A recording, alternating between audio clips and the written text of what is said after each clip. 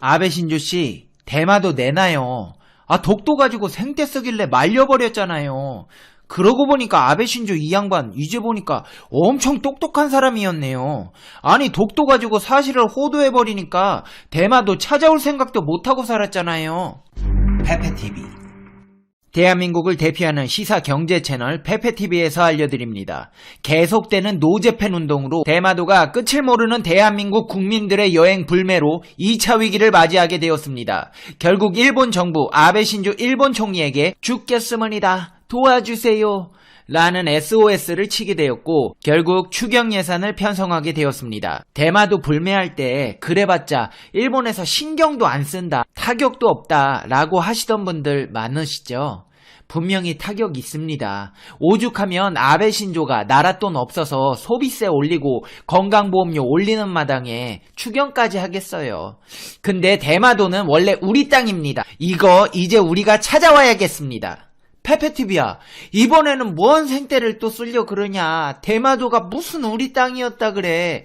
제가 근거 없이 생떼 쓰고 그런 유튜버 아닙니다. 지금부터 대마도의 2차 위기와 이곳이 왜 우리나라 땅이고 되찾아와야 하는지에 대해 이 모든 사실들을 보다 심층적으로 분석해 시청자 여러분의 시사, 경제, 상식의 격을 높여드리는 팩트 맛집 팩트 폭격기 페페TV에서 팩트로 제대로 털어드리겠습니다.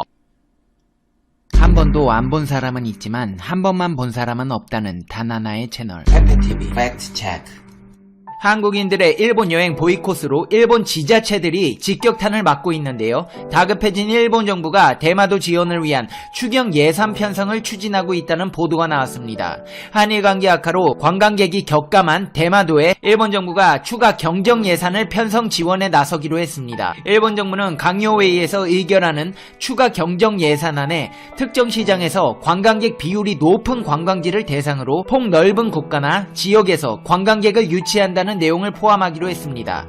즉 한국 관광객 의존도가 높은 지역인 대마도를 지원하겠다는 것입니다. 이렇게 큰 타격을 입은 대마도가 중앙정부의 지원을 요청하면서 일본 정부는 지역 경제가 겪는 어려움을 극복하도록 여행객 유치 사업비를 2019 회계년도 일본 관광청과 내각부에서 각각 우리 돈으로 약 27억 원에서 32억 원을 예산에 반영할 계획입니다. 아사히 신문에서는 이례적인 부양책이라고 설명했습니다. 그도 그럴 것이 대마도 관광객의 약 80%는 한국인입니다. 하지만 대마도행 여행객 승객은 작년 동기 대비 95%나 감소했습니다. 따라서 우리나라 여행 거부 운동에 따른 충격이 그만큼 큰 것이라는 분석인데요. 아니 아베 신조씨 생각이 있어요 없어요? 거기 예산 편성하면 한국인들이 거기 갈 것 같아요? 근데 이제 대마도 가야 할 수도 있습니다. 여기 원래 우리나라 땅이기 때문입니다. 불법 점거하고 있는 일본으로부터 우리가 찾아와서 아끼고 보호해야 할 소중한 우리 영토입니다. 증거 있냐고요? 저 팩트 맛집 팩트 폭격기 페페TV입니다. 대마도는 한국 땅이라는 강력한 증거 사방팔방에 널려 있습니다. 대마도는 한국 땅임을 천명할 근거는 독도는 일본 땅이라고 억지를 부리는 것보다 비교할 수 없을 정도로 수두룩합니다. 일단 대마도는 부산에서 최다한 거리가 49.5km로 일본의 후쿠오카보다 훨씬 가깝습니다. 잃어버린 우리 땅 대마도는 경상도, 분명히 한국 땅입니다. 1822년 편찬된 경상도읍지를 비롯해 삼국 접양지도, 조선팔도 지도 원본 등은 대마도가 부산 동래부의 부속 도서로서 지리적, 역사적, 문헌상으로 우리 땅임을 분명히 명시하고 있습니다. 1592년 도요토미 히데요시의 명령으로 일본인 구기가 제작한 조선팔도 총도에 울릉도와 독도가 그려져 있고 대마도가 경상도에 속한 것으로 그려져 있습니다. 또한 1830년 일본에서 만든 조선국도에도 울릉도, 독도, 대마도가 조선 영토로 그려져 있습니다. 그런데 일본은 스페인, 영국 등 서구 근대 세력들의 해양 영토 약탈 시기인 임진년과 식민지 시기에 연이어 한국의 불행한 소용돌이를 이용해 대마도를 슬그머니 도둑질한 후 1871년에 일방적으로 이스하라현으로, 그 이후 1876년에는 나가사키현에 편입한 후 아예 자기들 영토로 삼아 오늘에 이르고 있습니다. 독도는 역사적으로 신라 때 이사부 장군이 점령, 접수했고 일본 메이지 때 태정, 관지령에서도 독도는 일본 영토가 아님을 인정했다는 사실을 일본도 잘 알고 있습니다. 세종대왕이 선언한 것을 실록에서는 이렇게 기록하고 있습니다. 대마도는 본시 우리 땅이다. 대마도란 지명은 만과 마주보는 땅이라 하여 우리 선조는 대마도라 명명했던 것입니다. 역사적으로 조선 조정은 어떤 형태로든 일본에 대마도를 넘겨준 일이 없습니다.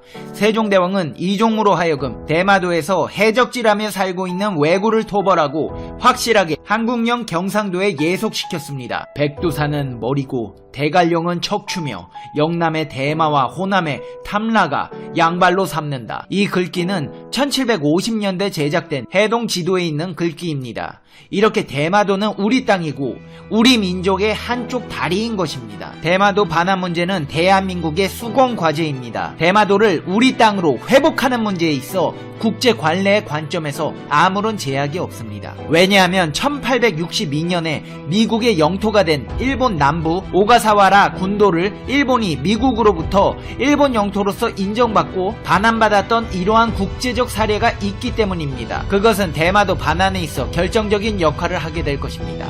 그때 일본이 내놓은 하야시 시에이의 삼국 접양지도 프랑스어판이 그 근거입니다. 미국이 오가사와라 군도가 일본 영토임이 맞다고 판단하게 한 그 지도에 오가사와라가 일본 영토로 되어 있기 때문입니다. 미국의 영토인 일본 남부 오가사와라 군도가 이 지도에 일본 영토라고 표기되어 있었기에 미국은 아무 말도 못하고 이 미국 영토를 일본에 반환했던 것입니다.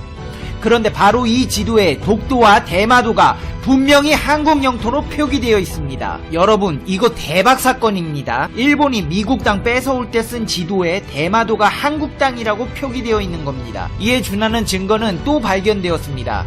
지리학자로 영국의 J.H. 커너 씨가 1790년에 작성한 일본과 한국이라는 지도에서 울릉도와 독도뿐만 아니라 대마도도 한국 영토로 그려져 있는 사실이 발견되었습니다. 이 지도에서 대마도가 스트레이트 오브 코리아로 표기되어 있고 특히 독도와 울릉도, 대마도의 관할 국가를 표기하는 지도 바탕 색깔을 한국 본토와 같은 황색으로 나타내 이들 섬이 한국령이라는 사실을 한눈에 알아볼 수 있게 명확하게 표기되어 있습니다. 그런데 일본이 이 대마도를 자기들 멋대로 일본 영토로 편입시켜 버렸습니다. 우리는 일본이 훔쳐간 우리 땅 대마도를 되찾아와야 합니다. 일본은 이러한 사실이 부각되는 것을 차단하기 위해 독도 시비를 계속하면서 사실을 호도하고 있는 겁니다. 대마도는 명백한 한국 영토입니다. 부산에서 대마도까지 49km, 일본 후쿠오카에서는 139km입니다. 이 대마도에는 고대로부터 한국인이 건너가 살았습니다. 이런 명백한 증거들을 두고도 우리는 독도 시비에 말려들고 대마도를 일본 땅으로 여기면서 살고 있는 것입니다. 도둑질한 대마도를 두고 식민지 시대를 거치면서 대마도는 일본 땅이라고 한국인뿐만 아니라 그들 후손 자신들에게도 세뇌당했던 것입니다. 독도는 우리 땅이라는 노래도 잘못된 노래입니다. 그 노래에 보면 하와이는 미국 땅, 대마도는 일본 땅이라고 명시되어 있습니다. 사람들에게 대마도가 일본 땅이라고 세뇌시킨 매국 노래입니다. 제주도, 울릉도, 독도, 대마도 모두 우리 대한민국의 영토입니다. 이승만 초대 대통령은 1948년 8월 15일 대한민국 정부 수립을 선포하고 불과 사흘 후 8월 18일 역사의 진실은 어쩔 수 없다. 대마도는 우리 땅이므로 일본은 속히 반환하라 라고 천명했습니다. 6.25 직전까지 3년 동안 60여 차례나 요구했습니다. 이승만 초대 대통령이 대한민국 건국 후 가진 첫 연두 기자회견에서 대일 배상 청구는 임진왜란 때부터 기산되어야 한다고 한 데에는 그만한 이유가 있습니다. 대마도는 오래전부터 우리나라에 조공을 바친 우리 땅이었습니다. 임진왜란을 일으킨 일본이 그 땅을 무력 강점했지만 포츠담 선언에서 불법으로 소유한 영토를 반환하겠다고 했기 때문에 우리에게 무조건 돌려줘야 합니다. 심지어 이승만 대통령은 350년 전 일본인들이 그 섬에 침입해왔고 도민들은 민병을 일으켜 일본인과 싸웠다며 그 역사적 증거는 도민들이 이를 기념하기 위해 대마도 여러 곳에 건립했던 비석을 일본인들이 뽑아다가 도쿄 박물관에 갖다 둔 것으로도 충분히 증명되는 사실입니다. 하지만 일본은 대마도를 넘겨주기는커녕 독도를 노리고 있습니다. 대마도가 한국 영토라는 사실이 거론되는 것이 두려워 일본은 이것을 막기 위해 독도가 자기네 땅이라고 시비를 걸고 있는 것입니다. 일본은 역사학회, 고고학회 등으로 하여금 대마도에 관하여 왜곡된 논문들을 발표케 하면서 변명을 하고 있습니다. 쓰시마의 역사적 위치, 대마 문제 논문 등이 그 예입니다. 1950년 6.25가 발발하고 미국과 소련이 대립하자 일본은 이때다 하고 미국에 읍소로비를 했고 1951년 미국은 한국을 배제한 채 일본과 같이 전후 처리 협정인 샌프란시스코 협정을 체결해버렸습니다. 일본은 한국의 독립을 인정하고 제주도, 거문도, 울릉도를 비롯한 도서는 한국의 모든 권리와 소유권 및 청구권을 포기한다. 이 샌프란시스코 협정에서 미국은 독도와 대마도에 대해 영토 속국을 명백하지 않고 빼버린 것입니다. 이승만 대통령은 이에 불복하고 우선평화선 선포를 통해 독도라도 어족 보호 명분을 들어 독도를 시료 지배할 수 있도록 조치하였습니다. 지난 2005년에 확인된 미국 국무부 외교문서에 따르면 1951년 4월 27일 한국 이승만 대통령은 대마도에 관해 다음과 같이 요구하고 있습니다. 한국은 일본이 대마도에 대한 모든 권리, 호치, 청구를 분명히 포기하고 그것을 한국에 돌려줄 것을 요청한다. 이렇듯 대마도는 우리 땅입니다. 이제 대마도가 일본 땅이라고 노래하는 일은 없어야겠습니다. 이 영상이 독도를 떠나서 대마도 반환운동의 초석이 되었으면 합니다. 우리가 못하면 먼 훗날 우리 후손들이라도 할 수 있는 계기가 될 수 있도록 전 국민 모두가 다 이 사실을 잘 알고 널리 알려야 합니다.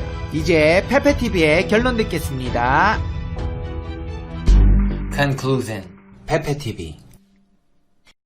중국이 한국의 전통 문화와 음식 등을 자신들이 만든 것이라고 주장하고 있습니다.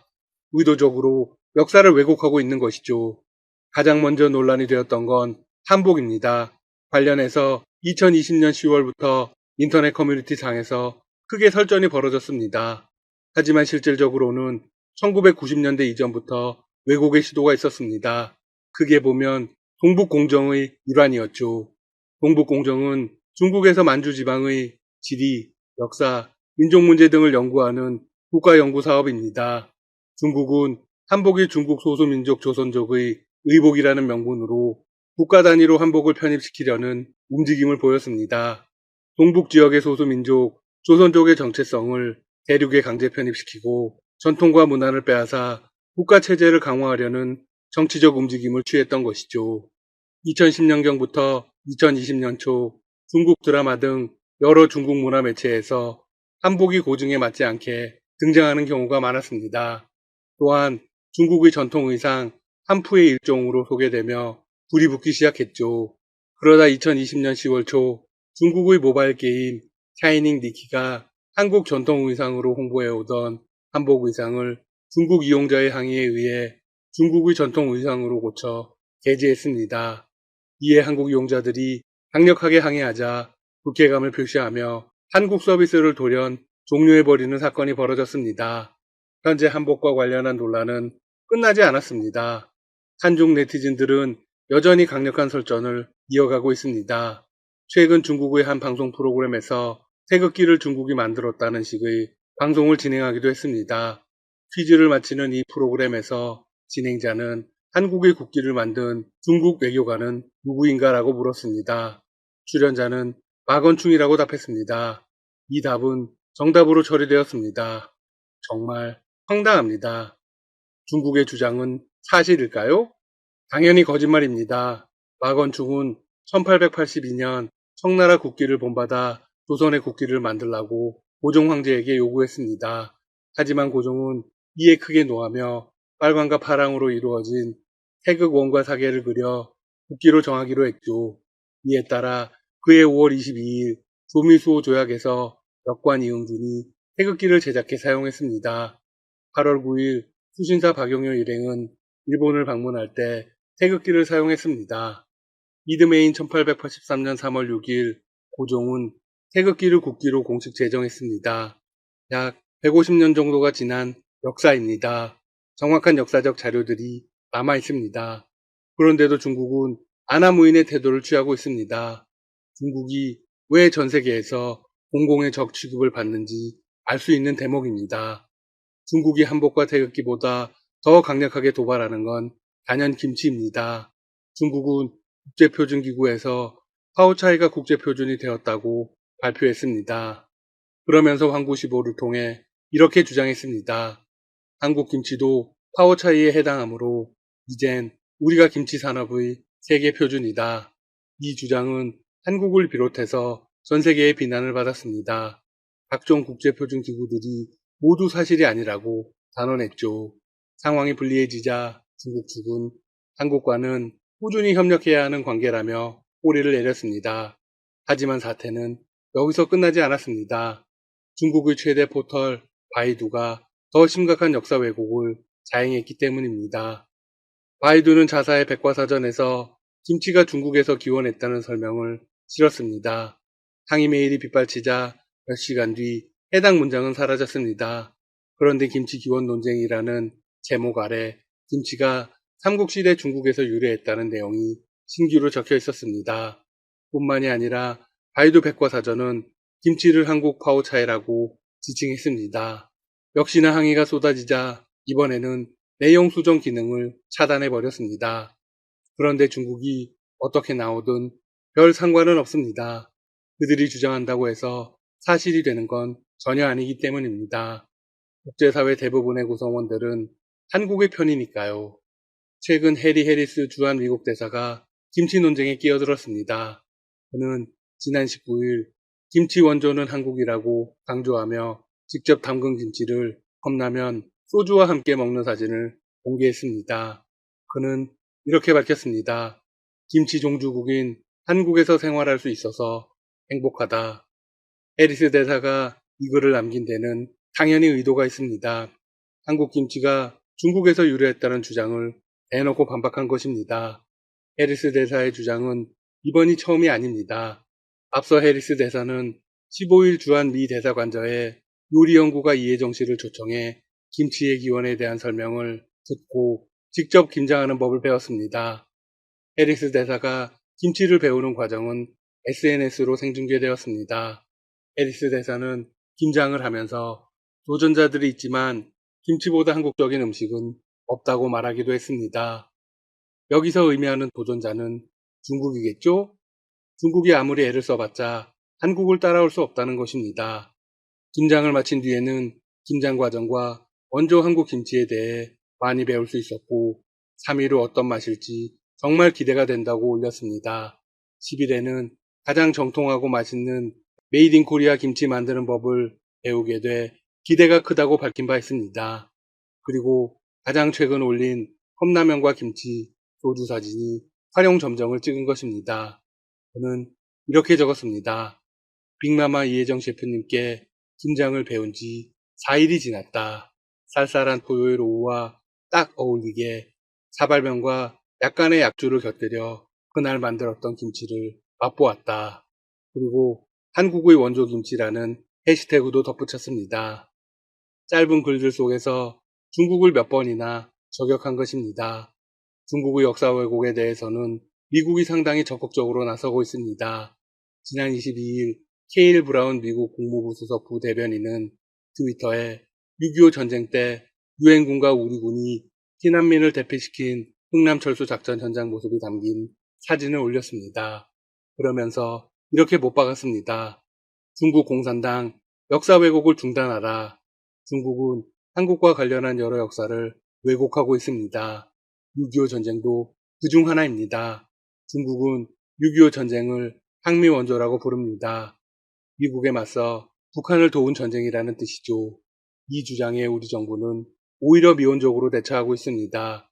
미국은 강력하게 중국에 반박하고 있죠. 브라운 대변인은 이날 흥남철수 사진을 게재하면서 이렇게 언급했습니다. 70년 전 미군, 한국군, 유엔군은 9만 8천 명의 피난민이 흥남부두에서 철수하는 시간을 벌기 위해 싸웠다. 흔히들 크리스마스의 기적이라고 불리는 작전이다. 성탄절 휴가 기간을 맞아 이처럼 생명을 구한 저들의 희생을 기린다. 그는 이어서 중국을 향해서 강력한 일침을 날렸습니다. 중국 공산당은 한국 전쟁의 역사를 다시 쓰려고 하지만 세계는 이제 진실을 알고 있다. 셀 수 없이 많은 인명피해를 낸 1950년 6월 25일 북한의 남침엔 중국 공산당의 승인과 지원이 있었다. 중국 공산당의 글로벌 프로파간다는 여전히 사실을 왜곡하고 불편한 진실을 검열한다. 대중을 통제하기 위해 입맛에 맞는 내러티브로 날조하는 마르크스 레닌주의적 접근 방식이다. 중국에 아무런 대꾸도 못할 만큼 강력한 한방입니다. 앞으로도 중국의 역사 왜곡은 계속될 것입니다. 한국도 이처럼 강력하게 나아가야 합니다. 지금까지 닥터시사TV였습니다. 여러분 시청해주셔서 감사합니다. 구독과 좋아요 부탁드립니다.